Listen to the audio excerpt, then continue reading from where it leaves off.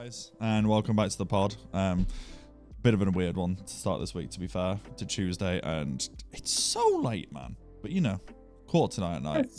I was debating. So late. It's because I was debating a nap earlier. I won't lie. I still am, even though I've got to be up at like 6 a.m. Still debating that. But you all right, Luke? You had a good week? Yeah, week's been alright. Day's been a bit dodgy, but I don't want to get into that. Hey, what does that just do? I don't want to start trauma dumping, really. You know. No, that is a good point, to be fair. I say all I've done today. I went food shopping, helped my mum move a bunch of stuff out of her house. Well, a bunch of crap, to be fair. So yeah, I did that. Came back, been playing Genshin afternoon and watching Avatar: The Last Airbender, the actual one that I quite like. So it's been alright, to be fair. I'm literally on like book 3 now, and I just makes me miss that show so much, man. How the actual live action can change so much and get so much wrong it baffles me. Welcome to Hollywood. But that's the thing that I've never understood about live action adaptation is there I never understand if they look to try and do it like book to screen, or if they want to try and do it like word for word or reinvent the IP. I don't know, but they always go, oh yeah, it's the true show, and I'm like, yeah, but that doesn't mean anything. I think the way they try and do is they try and give it somewhat like, oh look, it is the real thing. Look, and it's like, I don't want that. That's just like feels like unneeded. They were using scrub that away. What was they kept quoting something in the lead up to it. The producers were like, we tried to make the Avatar like Game of Thrones esque, and I was like, and then I that'd be funny. Aang just suddenly starts getting on with Zuko. That'd be fucking nuts. That's not incest. That's just wrong. That's not incest. That's a 12-year-old and a 16-year-old. I'm pretty sure going wild at it. Okay. See, I was about to go, where are you saying this is wrong? I'm like, sorry, is man-on-man action wrong? Jesus, is that where this is going? I think Zuko's a lot older than Aang. He has to be. I'll have to look. Okay, that would be wrong. But it's like, I never understood it. It doesn't make sense to me. It never has. The way they do things, it sort of baffles me a little bit.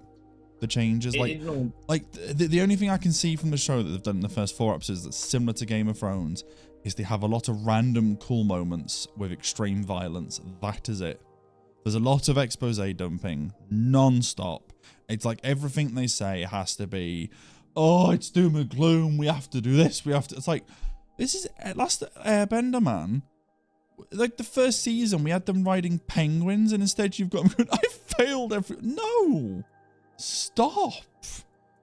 Like I'm 3 seasons. I'm near the end of the series, and I remember like the finale's in 3 episodes time, and Aang can't sleep, so he stays up all night and starts hallucinating that his pets can talk, and they start beefing each other with the katanas, and I'm like, this is not serious. So, if the show ever gets to season 3, and if they dare remove that, give me their addresses. I'm going for them. I'm not having it. It doesn't make any sense to me. But although, what doesn't make sense as well, is you mentioned it a few minutes ago, is trauma dumping, right? Yes. I think I'm avoiding doing. So before people think I'm on about trauma dumping as a whole, I'm on about trauma dumping specifically in Twitch live streams. Has never made sense to me. I don't understand it. I've been arguably on both sides of this. Me actually trauma dumping to a very lesser extent, like very rare occasions, unless something's gone like. Like if so, if it doesn't, it'd be like, oh, if I bring something up, I'm like, oh yeah, like. Maybe mention like two, 3 messages, and then allow them to move on. Like, I don't want to hijack stream because exactly. I'm sad. So I think the idea, or the pure idea of trauma dumping is hijacking it.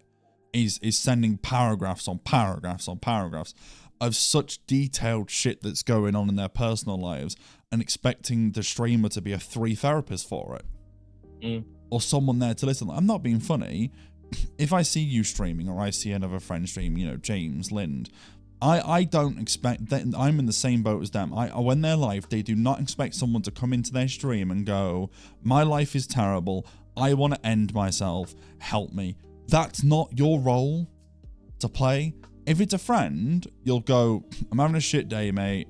And then if they ask about it, you can probably tell them a little bit, but then you'll probably talk to them off stream about it. If it's someone you don't know, that's weird. Yeah, I mean, I've definitely had that as a streamer.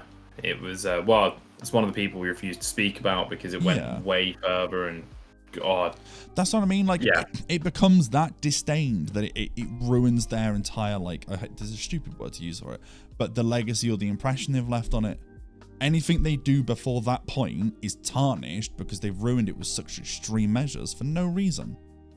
You know, I've been on the other end of it before where people have jumped in and I've immediately had to cut it off straight off the bat because, unlike, you know, you, James Lind, and other people, I don't have the patience for it.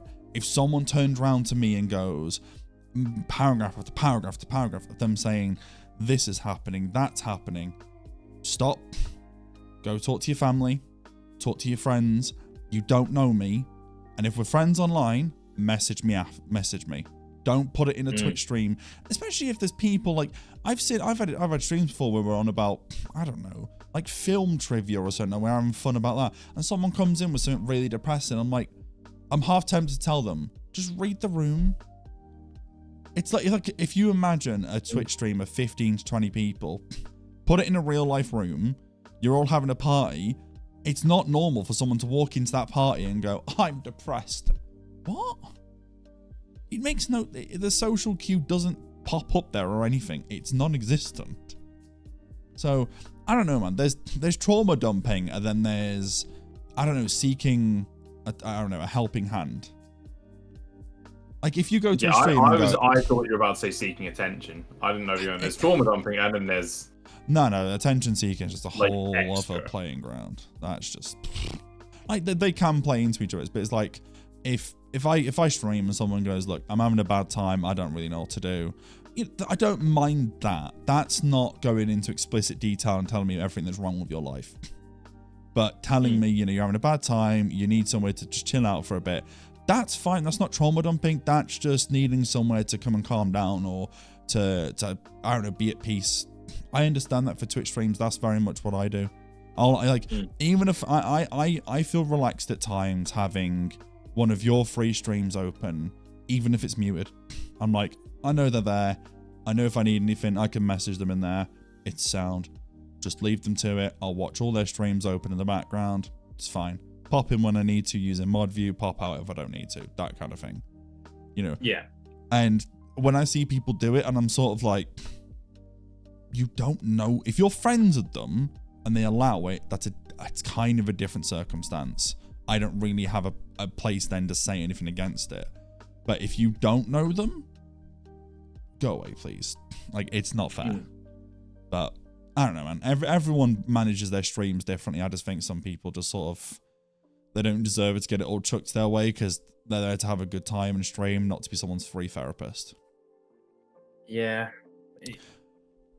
It's really tough to deal with. Like, I never like being, like, closed off. Yeah. But that you can't be too open because otherwise it drags everything down. And it's rough, man. But like, that fine line, because you don't want to make it worse. Yeah. But by not making it worse, it's impacting stream. And it's just not fair. But one thing that isn't fair, and what we might need therapy after, is the new Pokemon announcement. Ah, yes. As soon as you said therapy, and I'm like, I'm tying this to Pokemon in a heartbeat. I do not care. Obviously, those who listened to last week's episode kind of realized how hijacked it got, and I would apologize, but after today's news, it wasn't him. Get a grip. Yeah, it wasn't him no, last week wasn't me. That was Luke with his competitive. This wasn't my idea. This is his idea to bring up the Pokemon. Luke was like, I'm not going to talk about it, don't worry. And I'm like, I ain't talking about Pokemon. He goes, I am. Because when you Archer and you spoke about it in the Discord, I thought, I swear to fucking God, please don't be something I'm going to be fuming at. And you were all like, don't let him watch it. His sanity. I was like, okay, I'm going to watch it. I was going to react and do a YouTube thing for it, but I had a feeling that'd go really south if I did. And I actually wish I did now, because I actually really liked the trailer. And it's a good trailer. I don't know how that works, though, because if it's a Legends-based game, so for anyone who doesn't know, it's Pokemon Day today, so at Pokemon Direct for Nintendo, they announced Pokemon Z8, right? Yes, it was ZA. Sorry, Pokemon Legends ZA. So it's loosely, but not loosely. It is based off the X and Y world. It's apparently solely based in Luminos City. Yes. I have no idea how that works because we all remember Luminos City. It was a circle. Yes. So they're either I didn't even play X and Y, and I know Luminos City. You didn't play X and Y? I didn't play X and Y. No, I played Omega Ruby Alpha Sapphire. That was my Gen 6 experience. I didn't play from Pokemon Diamond through to Omega Ruby. Oh wow. The only poke I've ever missed is Black and White 1 and 2. Yeah, see, I would recommend them. Oh no, I've seen them. I've gone back. They're sick. I've gone back and played them. I never got the chance to. I ended up buying a DS once with, I think it was number 2 on it, and I got access to either Kyurem or Zekrom. It was 1 or 2, or Reshiram. I kind of forget who's who. So Reshiram's the white one. Yeah. Zekrom is the black one. And then the leftover husk the black one, right? Is Zekrom's black one, yes. Yeah, that was it. See, so, I remember the Electric Dragon. I remember buying a pre-owned DS that came with the game, and I played it, and it had like all 3 of the legendaries in. They hadn't deleted their save essentially, and I was just playing it, and I was like, oh shit, this is a sick one, and it was kind of like I enjoyed how I like the few hours I played on this completed save. I do need to go back at some point and play it, but I don't have a DS anymore, so I might look online for some sort of ROM emulator to play online. Oh, I've got a black and white emulator. Don't worry. Sound, we'll sort that. So I'm pretty sure they're the only 2 pokes I've ever missed, and now that there's new ones announced after I've just got rid of my fucking Switch. I'm gonna have to get a Switch next year, probably. But where is my Switch? The thing is, I only ever get Switches to play poke, and if it's not a poke I enjoy, I have no use out of the Switch. I have lost my Switch. It should be down there. Oh, secretly revealed I came and took it. Well, that's gonna be interesting. Yes. So the thing with Pokemon ZA or Pokemon Legends ZA, I'll just give a brief synopsis of what everyone's going to assume it is until further stuff comes out. Because it's Kalos. Yeah. It is going to be, with it being Legends, it's going to be a set olden times almost, because of Legends Arceus and the Hisui region. So it's going to be, Kalos is going to be called something else. And essentially there was no Pokemon Z or Z, because it's X and Y, and it didn't make the 3rd game for the second time. It's black That's and white. why they make a Pokemon Z, because it's Zygarde. Nope. Did they not? They did not make Pokemon Z. That game never came out. So Zygarde, instead of being having its own game in Generation 6, it got put into Generation 7, and they brought its alternate forms out then. Oh, so in Sun and Moon, they had the whole thing with Zygarde cores and all that. Yeah. And that's how you got the versions of that. So this is an attempt to be able to give Zygarde its own sort of feature game. But also, you may have seen me put in Discord earlier about a Floette. You know, the tiny little flower Pokemon. There was a specific one that got cut from the game when X and Y came out. There was a character called AZ. Old guy, thousands of years old. And his Floette, I think it was his Floette died? Right. But it was a special black Floette that had a ridiculously good move, something of ruin. It's something of ruin. I can't remember what it is, but light of ruin, I think. But it was a really ridiculously overpowered move, and it was a special boosted version of Floette. So that will almost certainly be featured, considering it's Kalos related. Light of ruin. Gen 6. Light Ruin, thank you. Glad I clutched that in time. And it's just ZA AZ. Flip that around. Yeah. And it's essentially just screams it's going to be to do with that Floette and Zygarde. Yeah, so I know what Luminos City, the trailer does specifically, obviously, it's Luminos City. Now, if it is based in olden times, I'm more confused, because obviously I know it shows the The hologram shows the way the city looks and the way like the harmony living with pokes and all this, but then it shows the blueprint at the very end of it. So it's almost like it's either gonna A, be based in olden times, like you said, or B, I don't know how they expand on Luminar City though, because Luminar City was a circle. Like anyone who played it will know. There's you can go around one whole part of it. You've then got to go through a fast travel gate to the other side of it, and you can go around it again. It wasn't big. It was tiny.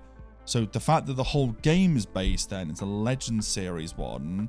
I don't know if Luminar City is the center of the world, and you've got more around it, but I don't know. I'm kind of a bit cautious now because Arceus was a good concept. It just looked like shit and sort of felt like shit. Now, if they're going to base it in this region, if it's either a pre-sequel or it's a sequel, none of us know yet. It's got to be. This is going to have to be. I don't know when Legends Arceus is set timeline-wise, but I'm pretty certain, as I said, AZ was around with Floette like 4,000 years, at least 4,000 years old or 2,000 years old. So it's going to have to be set quite a way back. It looks like it would have been set... to be fair, he's still alive, but when was... Arceus was set before the event... Oh, long before the event of Diamond and Pearl, apparently. But yes, long before. 150 years. Before... So, AZ's Floette is a Pokemon that he owned 3,000 years ago when a war broke out. So, that's a fun thing. There's a war. Got that part of it. Pokemon were drafted into the war, and AZ's Floette was one of them, and it died on the battlefield. So, who knows? There could be war in this Pokemon game. I doubt it, but if they're covering AZ's Floette, it dies in a war. So, can you imagine taking part in a poke war? It wouldn't happen. We're gonna have a pre-poke war here. I don't even know what that looks like. If you base it on how Legends Arceus looks visually, it would be the worst looking thing on the planet. All those pokes in one area with trainers nearby. That shit's gonna be so lucky. The frame rate will drop because the amount of things on the screen. I don't want to imagine it. This is why I'm a bit like, if they can do it well, it'll be fantastic. If they do it wrong, they are going to kill it. So, and by I don't mean the game. I mean Pokemon. My thing I'm trying to think of is what Pokemon are going to get special forms or get new evolutions, because that's what happened. Legends Arceus brought in a bunch of things. Hisuian Lilligant being an example. Hisuian Avalugg, which that was just Gen 5 stuff getting a lot of love. Yeah. A new evolution for Scyther. What else is there? New evolution for Sneasel. A lot of Gen 2 and Gen 5 got a lot of love. Yeah. So there'll be a couple, you'd think, that will be Generation 6. Yeah. But what could get evolutions from Generation 6? There'll be some, I'm not saying unloved, but underutilized Pokemon will get some forms as well. It should be very interesting, because it's all going to probably suit some kind of theme in some way, but it's going to be long forgotten Pokemon. You're like, oh, this got an evolution. Oh, it's good to see that. That was a beautiful thing about Legends Arceus. It went, do you know what, Ursaring? You've been irrelevant since you came out, essentially. You've just been a giant, annoyed-looking bear. Here is a grizzly bear that's slow, but it's incredibly meta now, by the way. But we're not talking about meta. We're getting away from that. Yep. Basically, this full moon Pokemon, because the whole thing was, there was a small little half moon on Teddiursa. There was I'm gonna say it's just a circle. Yeah. I'm trying to picture Ursaring's stomach. I think it's just a circle outline, not filled in. And then there's a full moon with Ursaluna. Then you got a blood moon form, getting into other stuff. Yeah. But yeah, essentially, just it's a creative way to bring in new evolutions. And to be fair, it'll be interesting to see what mechanics they bring back, because they did change Freeze into Frostbite, which everyone did love. Everyone hates Freeze. Freeze sucks. It's pure RNG and no one likes it. I did see a very funny tweet, to be fair, where it was I think it was a quite an OG Pokemon YouTuber, Tamashi, and she was saying, you lot hounded them so badly about Mega Evolutions, they skipped a generation to make sure it gets done. And I was I'm so upset that they skipped Gen 5. But no one thought they'd do that, though. No one expected them to actually have the balls to do something like that.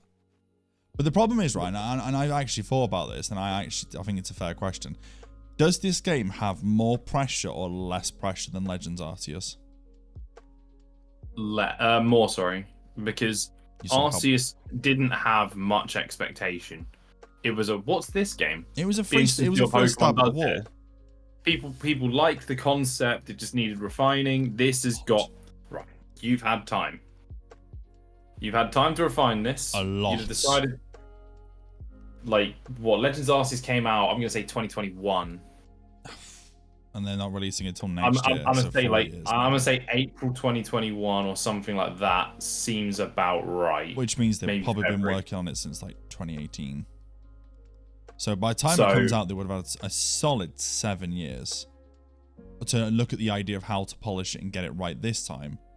But the problem is, I genuinely stand by this, mainly because it's the next Pokemon IP. I could be wrong. There could be another one that comes out maybe at the end of the year or start of next year. I don't know. But I wouldn't be surprised if this kills long-term interest in Poke. Assassin's Creed, that happened to. Halo, it happened to. Where all it takes is a certain title, not to wipe out complete interest, but the people who stood by it non-stop to sort of go, hang on, I don't know anymore. Like Halo, it was, what was it, 5? I think Halo 5 killed it. 5 Guardians 4 was close to being shit, like close to killing it.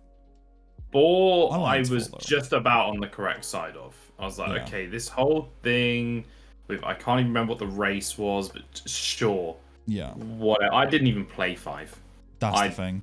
I think 4. Actually, maybe 4 was the catalyst for Halo then, because everything before it, everyone loved. ODST, 3, Reach, no one had problems with. ODST, I think a few people were like, where's normal online? Why is there only firefight? I think that was a weird choice. The whole idea of the campaign, I really liked the campaign idea. But that's what I think Halo games was sort of like. You know how like COD used to have a very good campaign, but then it also was very much known for its multiplayer. Now it's not known for the multiplayer, but Halo is now known for just being almost multiplayer. Halo used to have the same balance as COD, then switched. And then neither of them should ever have done that.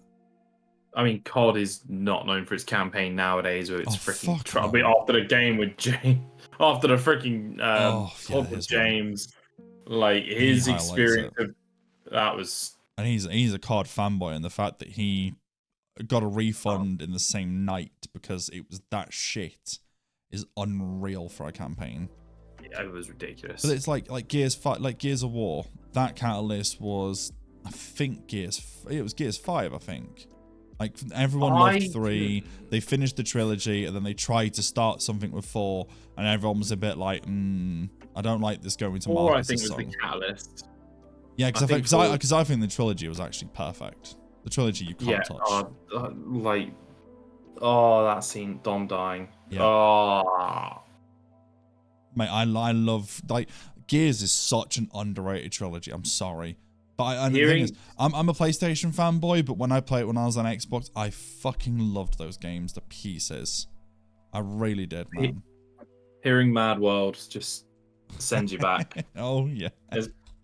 Just so that is on the edge of emptiness for context. Oh, but it's just it's one of those things where, like, I think after maybe 3 games of a series, there should always be a point where they go, stop. Don't do anything else. Just stop. And I think they want to try and make the money so badly. Like, I think AC, I think AC was either 3 or Black Flag. No. Everyone loved Black Flag. No, sorry, the catalyst for change even, I think, was Black Flag, but everyone likes Black Flag, but they didn't like the idea of what was coming into it in terms of Yeah, because Unity came out with a shitload of issues, and it should never have came out. Do you remember when it first came out? You couldn't play the multiplayer properly. You couldn't play the campaign half the time because the glitches that kept happening. Story missions wouldn't progress. I wasn't a big fan of Black Flag purely because it forces you to use the sea combat so much. I know it's the concept of it, but it wasn't I'm kind of a purist of AC in terms of like, it wasn't a Assassin's Creed story. It was a guy who stumbles across the Assassins and sort of takes part in them. Yeah. Okay, so Assassin's Creed Black Flag would be the 6th game. And then I believe 3 followed it, right? No, it was before it. Oh, so I've got the thing here. So when Assassin's Creed 1, 2, Brotherhood, Revelations, 3, 4 Black Flag, Rogue, Unity, Syndicate, Unity, Origins. Yeah. So Unity was an interesting one though. That was a weird take, if I remember rightly. That's the one where the story was just meh. Where you're actually siding with the Templars the whole time, and you're killing the assassins. That was Rogue, I feel. Yeah, that was Rogue. Yeah, Rogue was the side story for 3. No, side story for... No, side story for 3. Yeah, because spoilers, you kill... Who do you kill? You kill... Everyone. The guy you play in Unity, you kill his dad. Yes. At the very end of Rogue, but it's the very start of Unity. So that, and I actually quite liked that idea because it ties the games in perfectly. Like 3 and Black Flag did that in terms of knowing Kenway is Haytham's dad and Haytham is Connor's son. No, Connor is Haytham's son. Yeah. So I liked the fact that they couldn't do the Damon story anymore, which I was all there for the Damon story, and the fact that they just ended that, it pissed me off. But then they started trying to link the games other than being through an ancestor. I was like, I like where this is going, but I always felt AC specifically. Wait, whose story? Sorry, did you say Damon? Yeah. Desmond. Yeah. I think it's because the guy who voices. I for a half second was like, yeah, no, that's fine. Wait, hang on. No, so yeah, it was like when Desmond's story ended, I was sort of like, okay, I understand it needs change, but I kind of had the feeling during the Desmond era that it was going to head to a point where we were going to have a modern Assassin's Creed. It felt, because you had the Desmond scenes where he was climbing on skyscrapers, fighting people in real life, and I was like, right, we're heading there. And then they just completely scrapped it and went to, oh yeah, the future's everyone's gonna die. And then Desmond sacrificed himself to stop that from happening. And I'm a bit like, he died off screen. Sean and Rebecca then got turned to voices in the background. Lucy got killed randomly. It's like all these random events. It didn't make any sense anymore. All I can hear whenever I hear Sean Hastings is freaking outside Xbox, like when they reacted to. There's a reaction video of that, or it's on one of their countdowns where it's like you stab Lucy, and it's like, but Sean Hastings is right there. Just like he's just. So annoying. When I hear Sean Hastings, I can't hear anybody other than Stephen Merchant. Yes. And I can't see anybody else other than Merchant. No. I'm like, you have to be Stephen Merchant. When I first heard it, I was like, oh, it's not him. Shit. And I was like, that's annoying. But he's just annoying throughout. Yeah, I know. He's not. But there always has to be an annoying trope character. There has to be. No, but it's the fact he lives. Yeah, I know. He lived and then got turned into a side character, then just disappears from the games. Same with Rebecca. And you built up 3. No, not 3. You had 1, 2, Brotherhood, Revelations. 3. Yeah, and 3. 3 is next. So you had 5 games with all of them in it, and then went, nope, they're gone. Not dead. Just we've shelved them now. And then you went from an actual character who's visiting their timelines to we're just some random Donny who's just signed up to work for Abstergo. Yeah. Like, again, I think AC always needs an outside personality to tie it in somehow. And then they did that with Origins. What was it? Origins and Valhalla.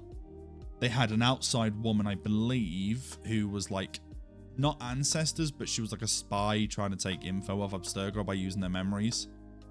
And it wasn't, there was no connection or anything emotionally to her. She was just a bit meh.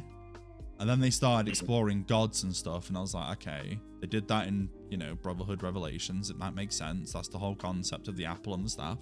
Fair. And then they started doing fucking...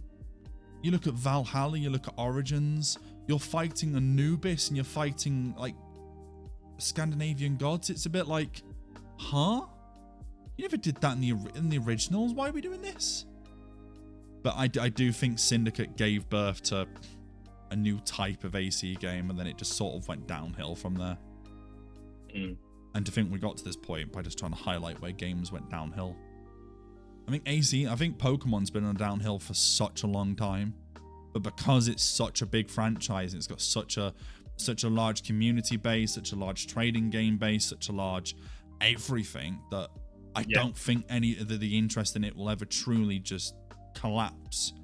But something will give at some point, not to collapse it completely, but to cause everyone to sort of do a double take on it and be like, what's going on here then? And I don't want that to happen. I mean, the Scarlet and Violet tried to almost do that. Yeah. With how bad it was at first. Yeah. Great game. Terrible gameplay. That's my problem. I can't get through a game if it's terrible gameplay. How are you supposed to play the game if the game's awful? I get open world Pokemon spawning in walls, and you're like, oh, it's a shiny. Yeah, but it's like I saw some people making articles today being like, Power Worlds caused them to think twice about their games, and I'm like, no, they haven't. Game Freak and Nintendo have not thought about Power World and gone, that's a serious issue just yet. Yes, we need guns in Pokemon. That's what the Pokemon War's fought with. It's all coming round. It's all happening. We're not fighting. It's all connected. Exclusive to Pokemon ZA. Piplup in a fucking rocket launcher. There we go. Never done before. Gullet right there. Bam. Power World Pikachu of guns. It's happening. Oh, it's just watch them just make a less good looking version of Power World with just the actual Pokemon names and the skins. There's a Torterra running through the grass. He's level 40. Running. I mean, Torterra running, like, that'd be an entire continent running. Oh no, it's Venusaur. He's on the way. There's Rattatas everywhere. Oh no, we hate it. You just see suddenly Rattata showing up with a shiv. That would be quite funny. Like a little bag on, ready to rob you. Just be like, give me your fucking money. And you don't want to annoy it because it'll turn into a Salamence down the line. But how have we got started? This is all started from Pokemon again. It's happened again. We haven't gone too off track. It's only 33, so it's fine. But no, I think it's because it is literally like the biggest news of the day, to be fair. We haven't heard news of, like, no one's even leaked news of the game coming out. It's like, it's just come out left wing and everyone's gone, oh, hello.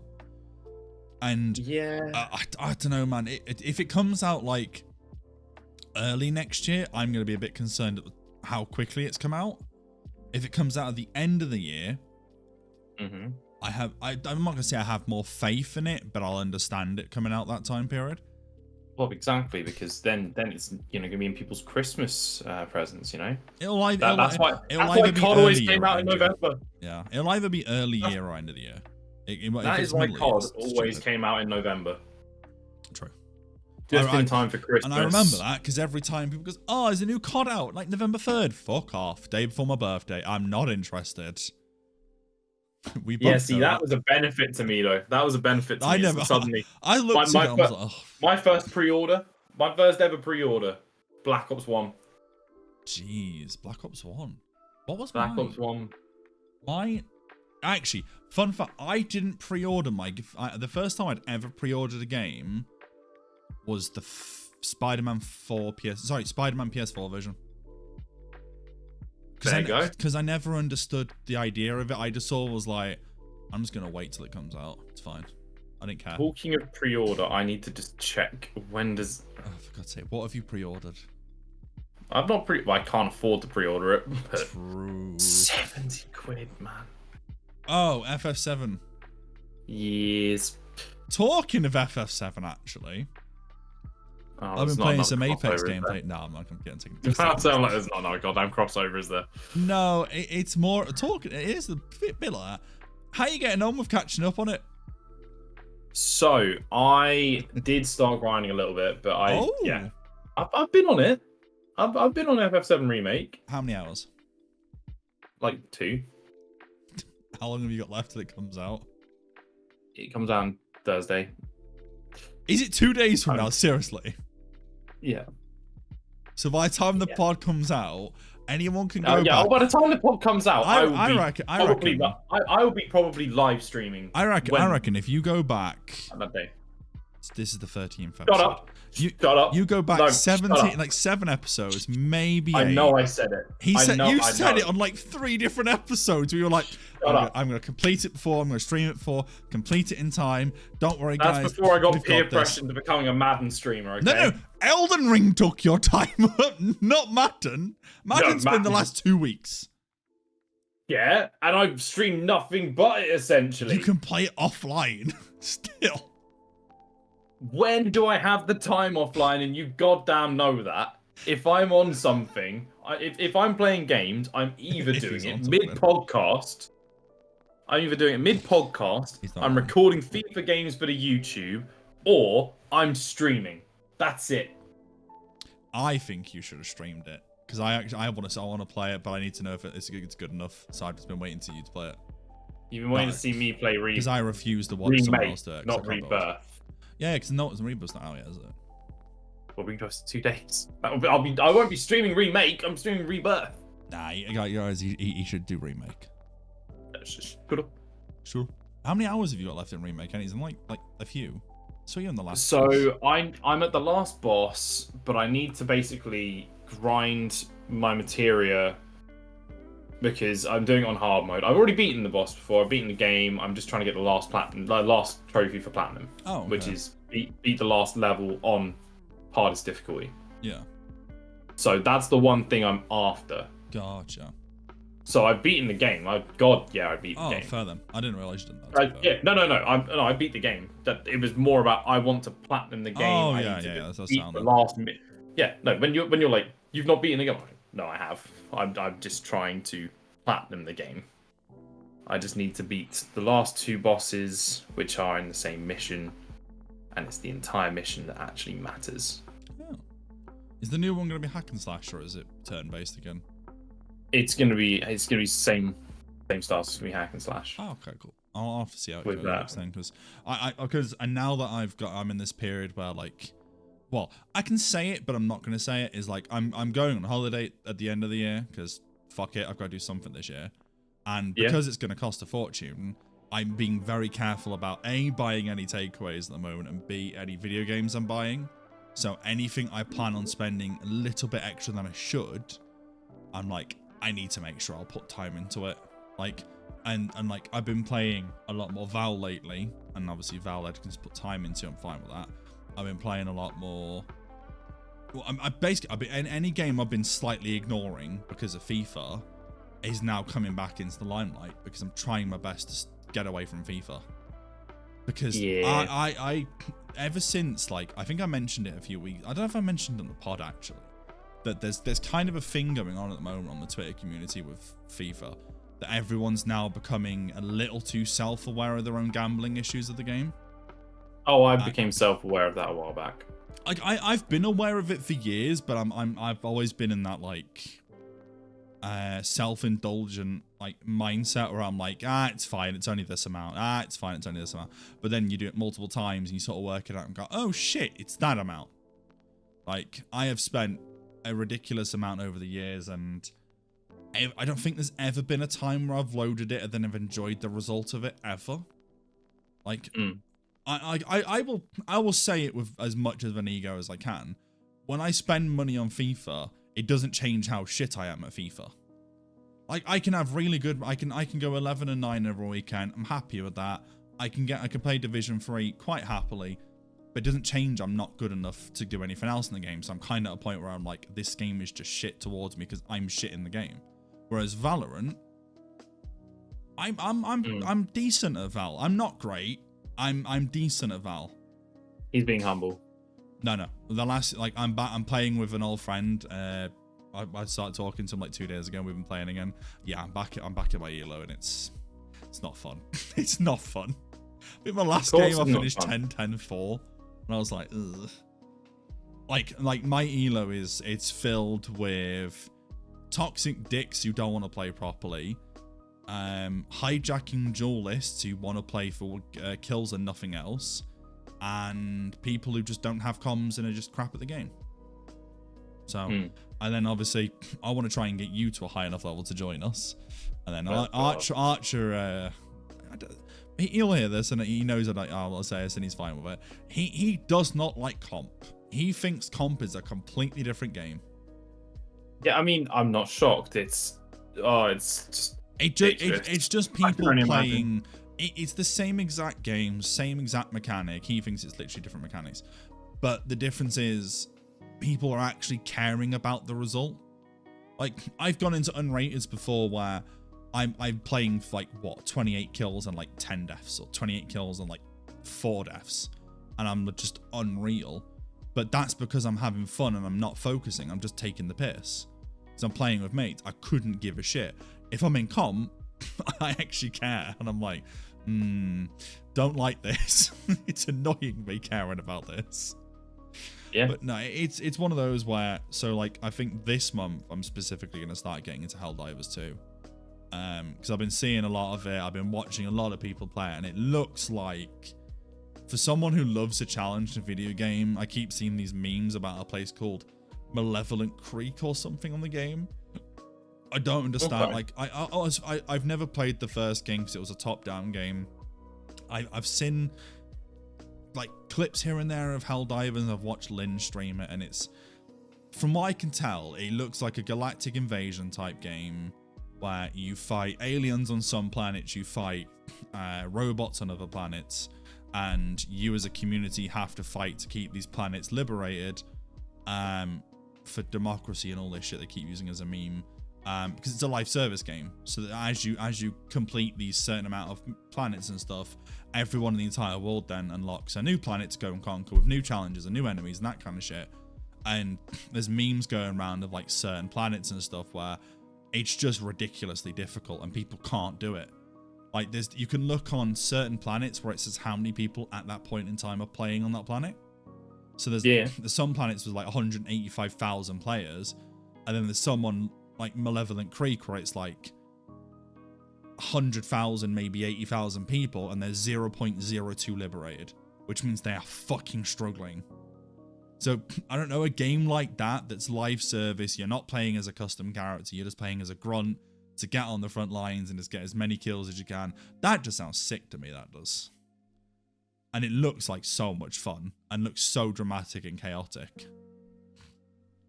So I think if I'm going to get any game this month, I'm pretty sure it's going to be that. Because I need something to play at the moment. Because if I keep playing Val, I'm not going to have a comfort game. and I'm very big on a comfort game, and FIFA was that. I don't know, I still play clubs and stuff when people jump on it, but other than that, it's like even the Foot Fantasy one at the moment, I've been playing the friendlies. And I don't mind the Fantasy Cup that's out at the moment. It's an 86 rated squad, no 88 players or higher. And it's max chem, so you can pretty much load anybody in. And a lot of the people you're playing are doing first goals. So I'm having a bit of fun on that, but other than that, I'm trying my best to just stay away from Ultimate Team at this point, since it's having so many issues. Yeah, I mean, Madden's almost become my comfort game, but I feel so goddamn uncomfortable in playing it. I hate it. Why? I hate it so... Oh, just everything goes wrong so quickly. Yeah. And then once something's gone wrong, because there's momentum in the game, legitimately, if you play badly, the game goes, oh yeah, the opposition have increased catching. Oh. You have an increased chance to fumble. Oh, okay. Kind of like, so I've got to make a comeback from this situation. Kind of like momentum in FIFA. Yeah, but it's actually shown physically. Gotcha. But it legitimately actually an actual momentum meter at the top. Oh, really? So yeah, that's what I mean. So at the top it will say like, oh, whoever's home will obviously start with a tiny little bit of momentum in their own home advantage. So my one is turf war, which means the opposition they will lose stamina slightly quicker. Yeah. Like, okay. And then there's stuff like you can't see your passes until you actually start the play, or if you're on defense, suddenly where you'd normally get to see your entire defensive play, who's setting up where, it's going to give you a random one and show you random stuff.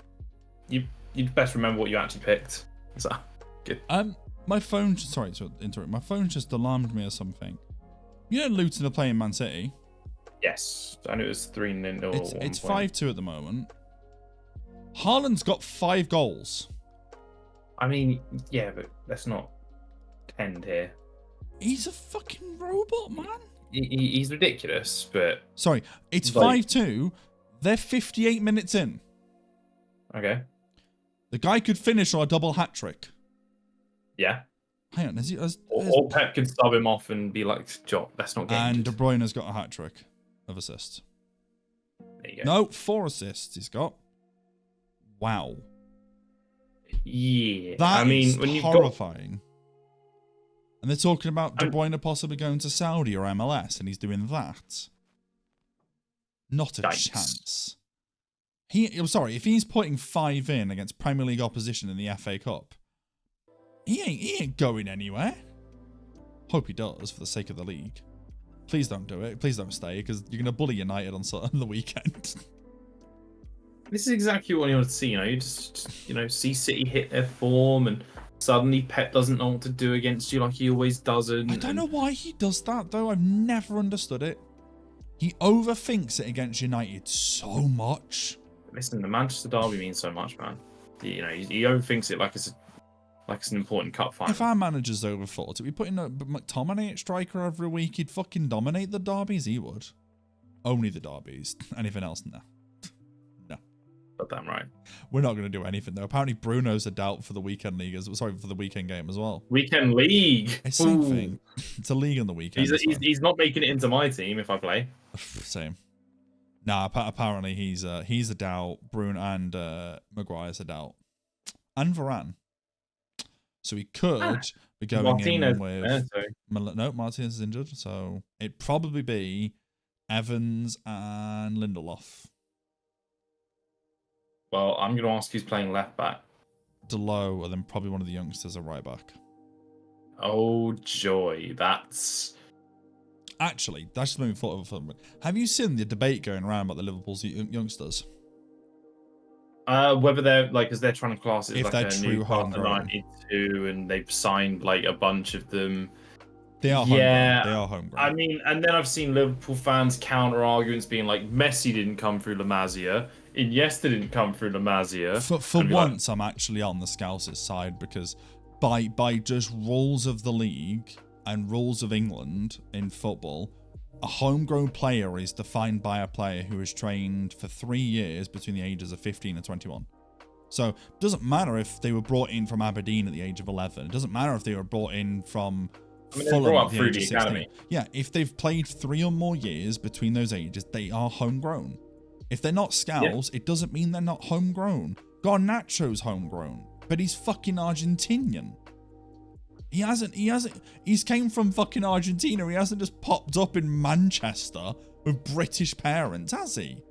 So... I mean, you don't know. No, I think his parents, I'm pretty sure, live in Argentina, I think. Or Spain, I think it is. I think we got him from a Spanish club, I'm pretty sure. It's one of the two. But it's like, people seem to have this thing, I've seen Chelsea fans have a go, I've seen United, and I'm like, you're all just wrong. So what if their youngsters played well, Chelsea sat off Liverpool in the second half of added time, when they should have tried to kill the game off? Poch even said at full time, oh, we were getting tired, so we tried to go to pens. Why? Mm-hmm. That was your best time with your £1 billion bottle jobs team. Love that quote. So biased and so wrong to say it. So much. I love it, but it's so unprofessional. But, is what it is. What was worse, though, is throughout the 120 minutes is hearing Carragher in the background. Non-fucking stop. He needs to shush. You're acting like a fan. So, Garnacho came from, originally, He was in 2015 at Getafe, and then he went to Atletico Madrid for 5 years. Yeah. He was previously Spanish, and then declared as Argentinian. Oh, fair. So actually, I knew they came from the Spanish league. I didn't know he was previously Spanish. Yeah, he played for the Spanish under 18s, and then suddenly 2022 he was Argentinian under 20s. I think he'd be able to get into the Spanish starting 11. Who's their left winger at the moment? Left winger at the moment, Ferran Torres probably. Oh yeah, he'd get in ahead of him. That's me being incredibly biased. Trying to think who else would play left mid, like left wing. I don't think Oyarzabal plays too much at the moment. Or no, I don't think he's in form. I don't think there is an Ansu Fati, mate. No, he's injured. And to be fair, is he really favoured by the national team? Is Ansu Fati? Which I think who the manager is these days. No, that's Roberto Martinez in Portugal. Let's have a look. Spanish. I'm doing the same.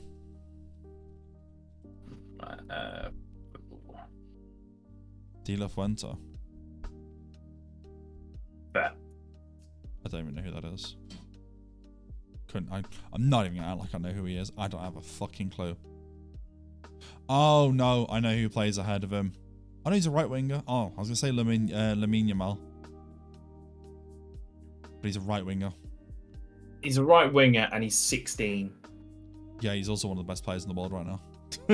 Which is but does he start ahead though? Like, would you Nico Williams, pick a 16-year-old ahead of him? Nico Williams, maybe, but I don't know. I think Garnacho starts probably. Yeah. Just because experience, as well as like he's gonna be a bit more refined than say a 16-year-old. Like it's all because Trent posted that image. That's all it is.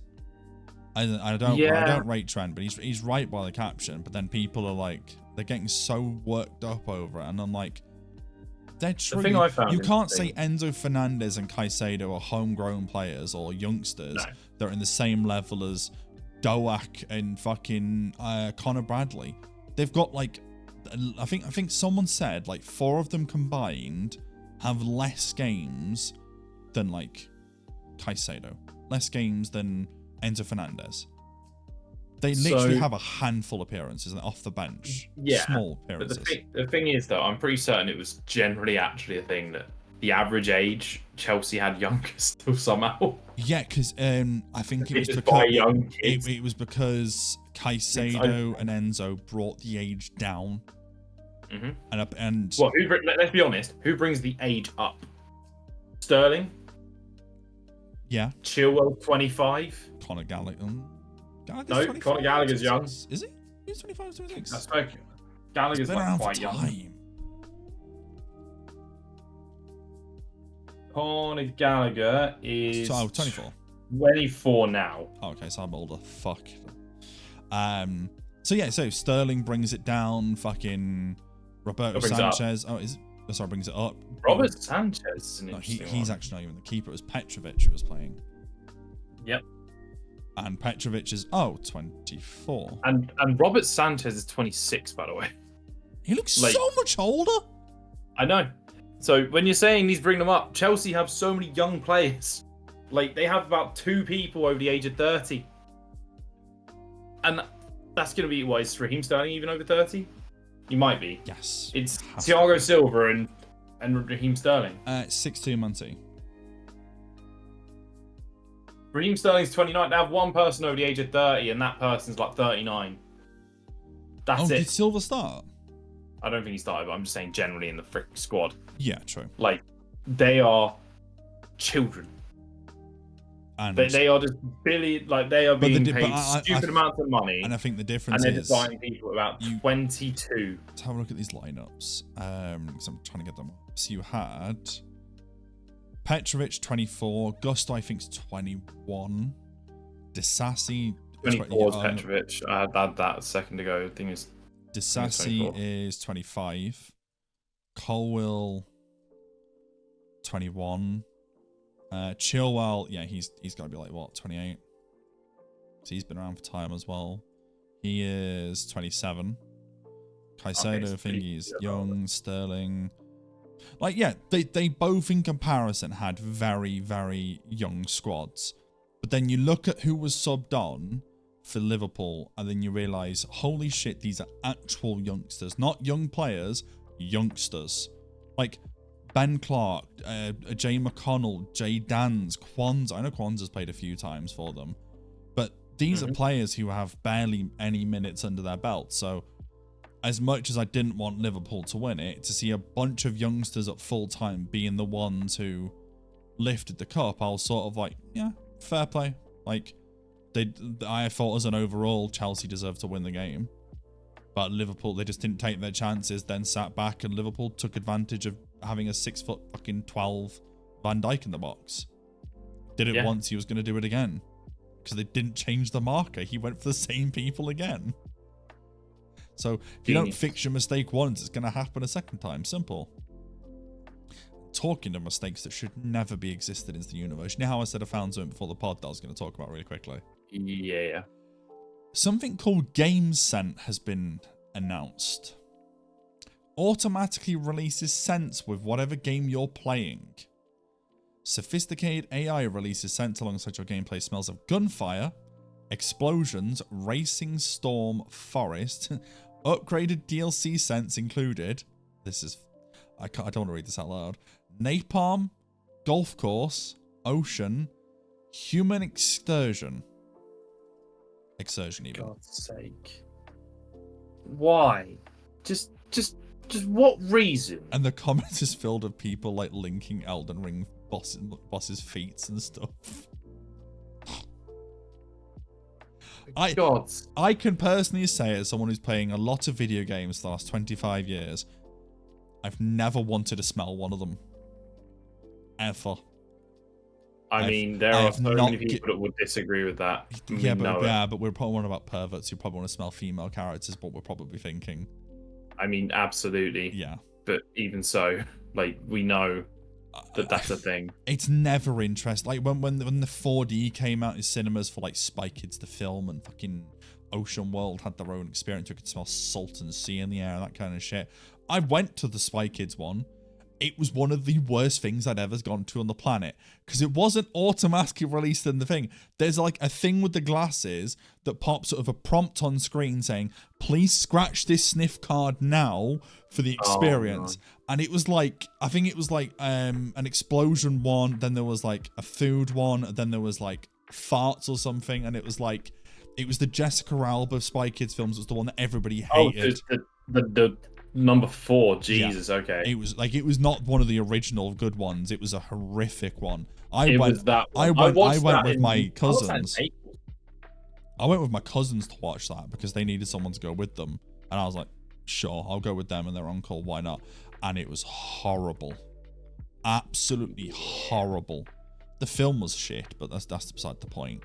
But it's like, now that it's AI that releases the scent, how do we know in a fucking intimate scene where you're meant to smell bathtubs or something, you're not going to smell shit?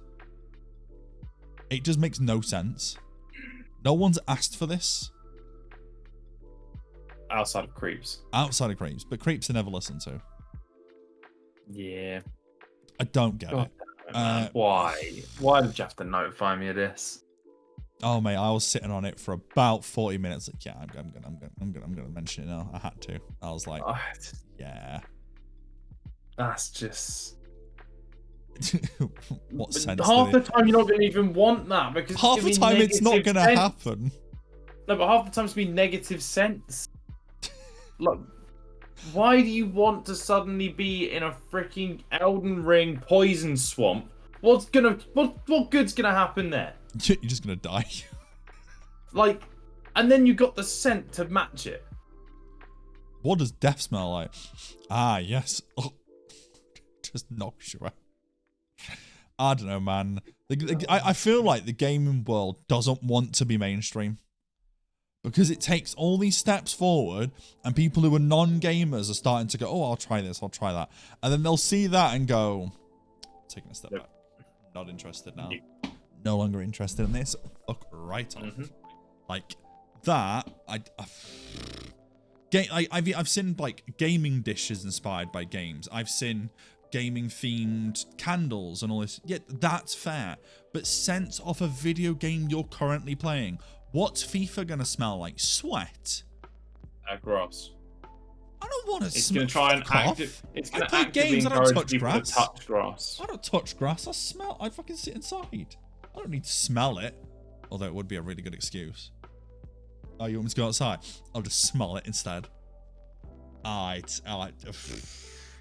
think we've started off the pod with Pokemon talk and we're ending it with smelling grass. We've started off with trauma dumping. That was true, actually. Yeah, there's gonna be a different kind of trauma dumping this one.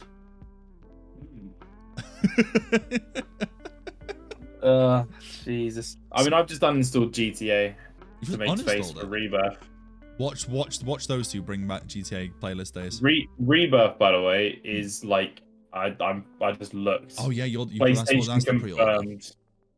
PlayStation confirmed it is 145.25 gigabytes. Yeah, it doesn't surprise me. 60 in space, so GTA was 100. Easy decision. Because I installed. Easy. What did I install last night? Oh yeah, I installed Red Dead Redemption 2 last night because James was playing online. And I was like, you know what? I want to take part in that. I installed it, but then turned my console off. I was never interested in playing in the end. But that was like 120 gig, and that's a PS4 game. So I reckon there will be a game in our lifetime that's a terabyte. Convinced. That is an entire hard drive. Yeah. Like, I saw someone try and mention to me yesterday about there's going to be a PS6 being announced soon. And I said, you'd be batshit crazy if they announced that now. Mm-hmm. Because they're on about this being like the end of the PS5 life. People have barely got the new gen consoles.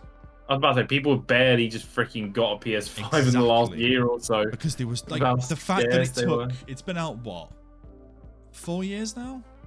2021. I'm gonna so say. 3, yeah. No, 2020 late. Yeah, so we'll say 3 to 4 years. Like, people have, I know people have been like, I know for a fact, I remember getting it when it first came out in like 2020. I had to get up at like 6 o'clock in the morning. I bought one online, and then I sold it after like 9 months because I was strict on money at the time and I didn't really play it too much, and I wasn't really fussed. And then I've got one now, and I wouldn't dare do it. But it's like, I've seen over the years how much it takes now to get these consoles. They are ridiculously hard to get. Now that you can just load up Amazon and buy one in a heartbeat because they're actually popular enough. So much luck. You're one of those people. It's the fact that I was in a Twitch stream and they're going, oh, they've released their stock early, and I was like, oh, I wasn't even gonna get a PS5 yet. Sod it, I'll get a PS5. I'll switch consoles. Not getting an Xbox. Oh, were you on the Xbox at the time? I've been Xbox since the 360. See, there's the thing. I was Xbox One. My mates were always Xbox, and then I was like, oh, I want to play Bloodborne, which I still haven't played Bloodborne. But see, I was very much I do have it downloaded. This is a poor choice of words to use, but I think it's quite accurate. I'm kind of a slut for the consoles because I grew up with PlayStation 1, PlayStation 2. Then I went to Xbox 360 because it was bought for me. I bought PlayStation. No, I got handed a PlayStation 1 as a kid. PlayStation 2 I bought for my birthday as a kid. And then I didn't get a chance to get PlayStation 3, but when I moved back to England, I remember very specifically, it was you can correct me if I'm wrong, the 2010 South Africa World Cup, right? Is that when that was? Yeah.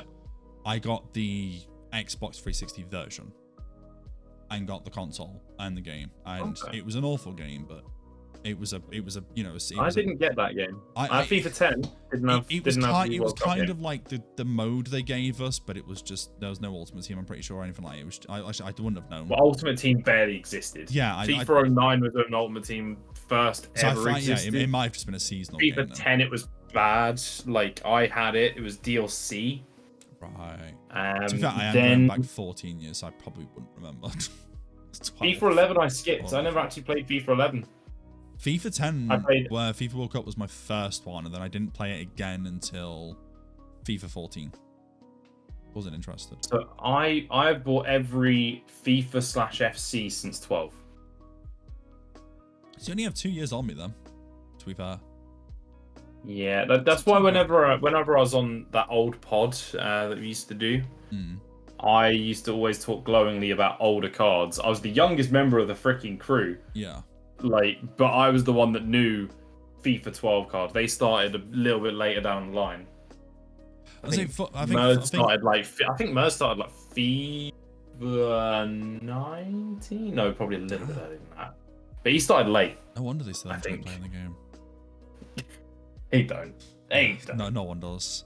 I don't think any FIFA player has ever sat there going, "I'm enjoying FIFA at the moment." I think they'll say that for like 2 months, then it goes out the window. I can attest to this. I played every FIFA game, like casually, for years. Always played to the end of the cycle.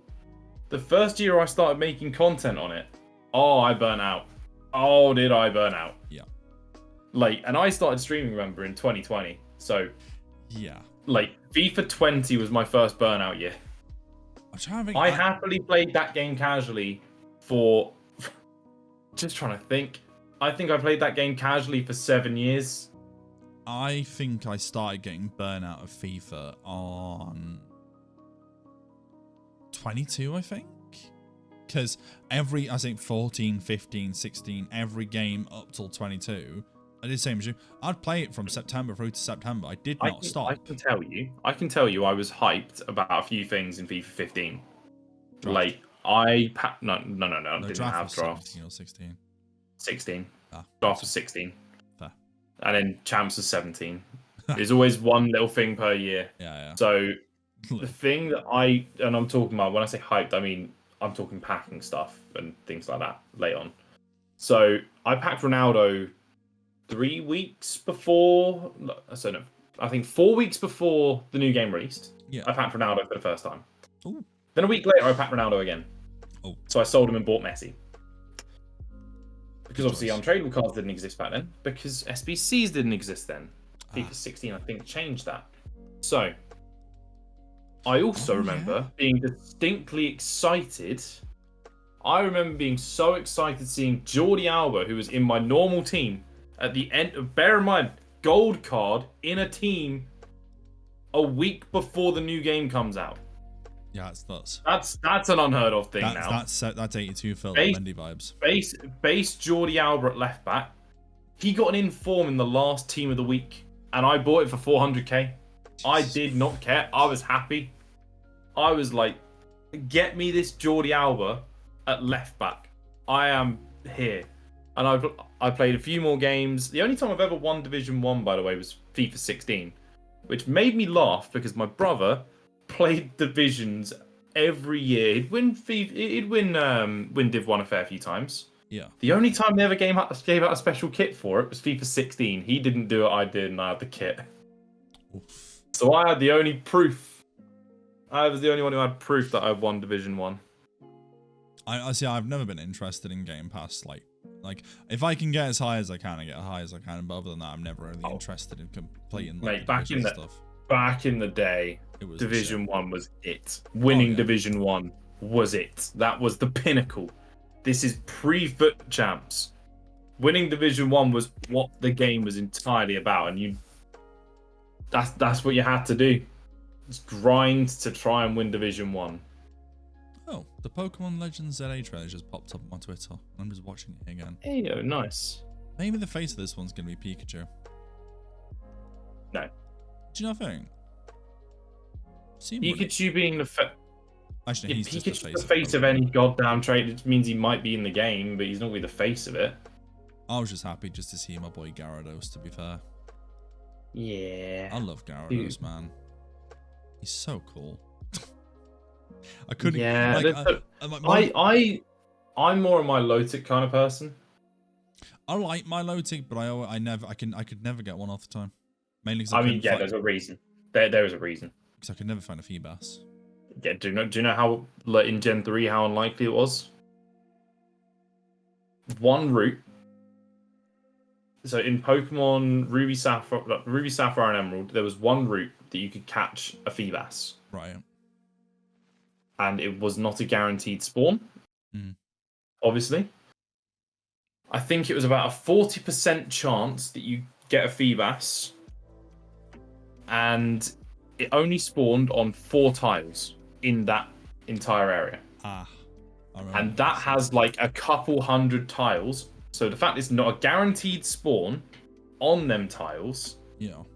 Paired with the fact that there's so many tiles you have to check each one about 3-4 times to be like, is this a Feebas tile? To try and actually get a Feebas, you either have to be the jammiest son of a bitch or dedicated and know what you're doing. And you were dedicated. No, not back then. Oh, fair.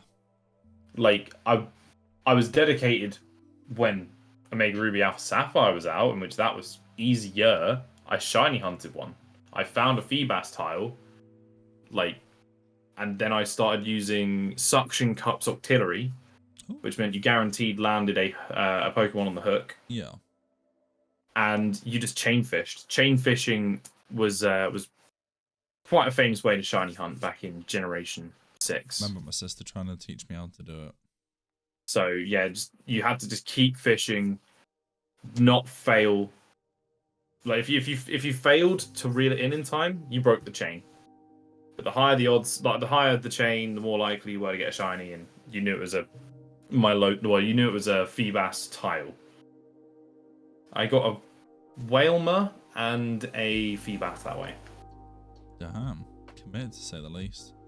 Yes. I never even bothered that much because I couldn't bother. Like, I love Gyarados because you could find a Magikarp anywhere, and just something about going from that useless fucking splashing dickhead to the almighty Gyarados, something like that, just did it for me. Although the thing is, Whalmer, right? It was quite cute. Whalmer's got a special place in my heart by pure accident. What? Not the fact that I got that shiny one there. That's not the shiny one that actually made me love the Pokemon. Right. I was playing Pokemon Go with my mates. I can't remember which community day it was, but I had the worst luck.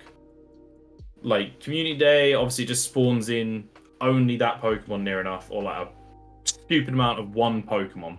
Yeah. And the increased shiny odds, people would get maybe 6-10 shinies. I hadn't got one. Like, all my mates have got about 4. And I'm just like, what is happening? I've got no shiny luck today. Random Whalmer turned out to be shiny. I'm like, screw you guys. You got that? I got one.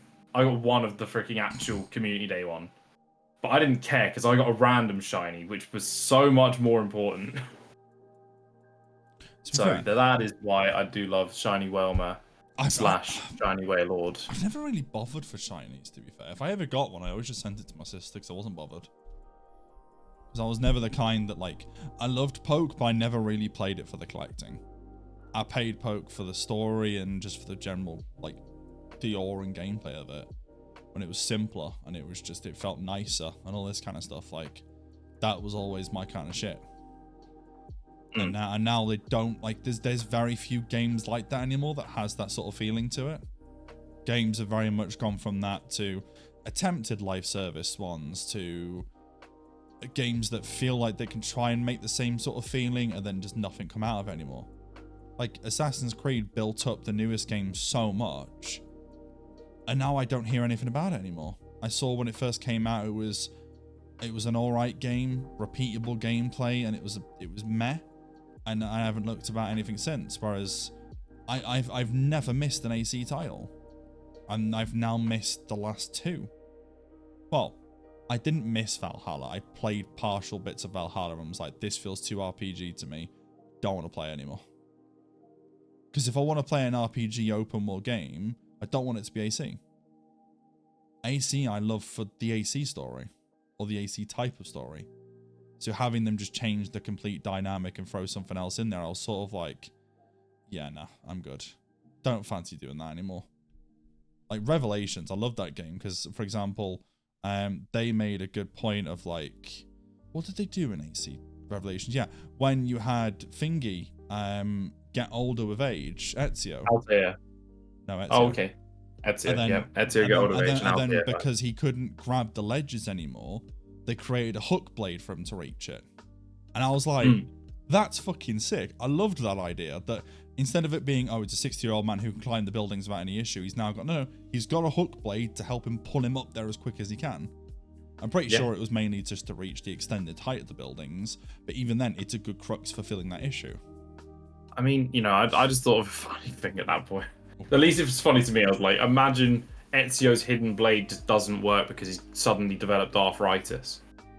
I think he started to in the end though, because you could see him twitching and like the cinematics and shit. Like he could barely do it. So even if it's a joke, I think that might have had a point to it. God, we need to do research sometimes. We do need to do research. Just going, he might have arthritis. I don't know. He might have just been old. I mean, I was just making a general joke about if he had arthritis. I wasn't joking, but he actually had it. Like, you're coming out with the, oh, did he actually have it? And I'm like, oh, damn. I do. One of my favorite things though, before every ACE game, was watching their cinematic trailers. Especially AC2 and Revelations and Brotherhood. Those were probably some of the most hyped trailers I'd ever seen. I mean, the Brotherhood trailer I remember with Tiny Temper. I remember with what was his name? Tobias Games, or Tobias? Oh, sorry, Toboscus. Sorry. Toboscus. I'm like, oh god, okay. Do you remember him rapping over the trailers? Don't really know. I'm gonna have to seek that out. I'll have to show you. I mean, it's kind of like outlawed stuff this day and age. I swear with that. Albeit Toboscus turned out to be a very bad person. But that's not the point here. His videos back down with like he'd basically do like really fast commentary over it, and it was so fucking mad. I loved it, man. I'll have to show you after this, like the Brotherhood one. It was mint. But no, that seems like a goodish point to leave it off on. To be fair, talking about cancelled YouTuber. But yeah, we've got a lot to look forward to this week. We've obviously got, you know, Rebirth coming out this week, as Luke's definitely caught up and played that game in time. Remake. But he'll hopefully be streaming it this week. Who knows what? I will absolutely be streaming it this week. Like, I get paid on the day it comes out. I am absolutely, positively going to be there. I'm going to leave my PlayStation on and download it at work. Like, you don't need to do that. You can just click install, put the game on the console on rest mode, and it'll do it anyway. You still need to be on rest mode. Put it on rest mode. Exactly. Yeah, that's what I do all the time. If I need to download a game, just put the game on rest mode. Download's quicker. Yeah. But no. Anyway, he'll be there on Friday, guys. You've heard it here. Oh, that'll be fucking today then. Yeah. He'll be there today, guys. Exactly, as I'm saying. By the time this is out, if he's not streaming when this is out, Ayo. Now this you're gonna do you and release this at like 1 a.m. Don't you snake it and say if he's not live at 1 a.m. on a Friday. I'm going to release this at like 5 p.m. No, 6 p.m. I'm not gonna get back from work by then. 7 p.m. then. Mate, like, I'll probably by the end. The fact is, at the end of the pod, people have been watching for an hour and probably a half. Yeah. I don't actually have the time here. So now your listening says it should be like 8 p.m. on the Friday. If he's not live, go to his offline chat and just spam shit. I'll message him so he knows. I mean, to be fair, if I'm not live, then I probably won't have OBS open. So you'll be saying stuff to no one. Yeah, there's just people sending you hate into a void they don't know anything about. And then I suddenly open OBS. I'm like, oh, okay, here's the hate that he asked for me to have. Cool. Oh, it was. Sounds good. And then it just turns out just to be me. But there's no one else. It's just me. Nate just makes a bunch of bot accounts just to go, hey, where is he? Who is this guy? Like Friday and I'll be at work, so no, I wouldn't have time to be fair. Oh, what a shame. I know, yeah. It's awful. But no, guys, we've spoke about a lot of random shit again this week. We'll be back on the anime stuff next week. Just a bit short on time these last like 2 weeks. But no, we'll catch up in no time at all. But no, anything you want to plug this week? Anything I want to upload? Yeah, probably a couple more videos to do with the MERS League. But that's probably all I'll be uploading this week. Okay. I love you've changed it, so I've had to change the response. It's not, are you plugging anything this week? No, it's, are you uploading? I'm like, well, I can't lie about uploading. Funny thing is, I didn't even say upload. I says, are you plugging anything this week? You said upload. I am 95% I will check the recording after I'm adamant I said plugging anything. I am so confident you said upload. I so hope I didn't, so it'd be so fucking funny then. But no, look out for those videos, guys. Because he'll definitely have a few. He's got one from the other week that's... Oh, that's glitchy. Two from the other week. 2 from the other week, so keep those eye out. I'm uploading nothing, so it's none of your business. There'll be reacts on mine at some point. I'm pretty sure they've all been released by now, but I think I might have some outdated, so I'll just post those. But no, we'll see you on Friday. And yeah, have a good week, guys. Peace out, guys.